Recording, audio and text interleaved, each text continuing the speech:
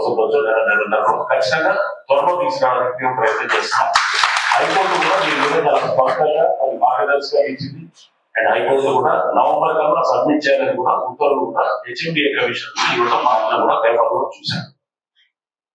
FTL buffer అనేది ఖచ్చితంగా notify అవుతుంది.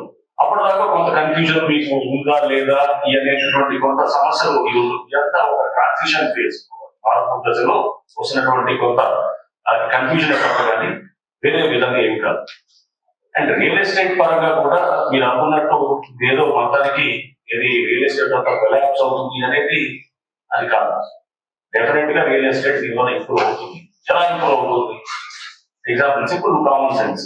సప్లై అనేది ఇప్పుడు ఇంతకుముందు చెరువులు లేదా మీరు గవర్నమెంట్ ల్యాండ్స్ కట్ చేస్తే కనుక ఎప్పుడైతే కనుక సప్లై ఇంతకు చెరువులో కట్టేవాళ్ళు, చెరువు ఎఫ్టీఓలో కట్టేవాళ్ళు, లేదా గవర్నమెంట్ ల్యాండ్ లో పెట్టేవాళ్ళు, లేదా నాలుగు కూడా దాన్ని సెక్టార్ చూపించి దాన్ని కట్టేవాళ్ళు. అంటే మీకు సప్లైని కట్ చేస్తే కనుక న్యాచురల్ సప్లై ఎక్కడ ఉంటుంది? సిటీ ఎక్స్పాన్షన్ లో ఉంటుంది. సో సిటీ ఎక్స్పాండ్ అవుతుంది. సిటీ ఎక్స్పాండ్ అయ్యి ఫర్దర్ గా మీకు చాలా చోట్ల కూడా మీకు ఎక్స్పాండ్ అయినప్పుడు సిటీ అనేది ఒక మంచి గ్రోత్ ప్యాటర్న్ లో వెళ్తుంది.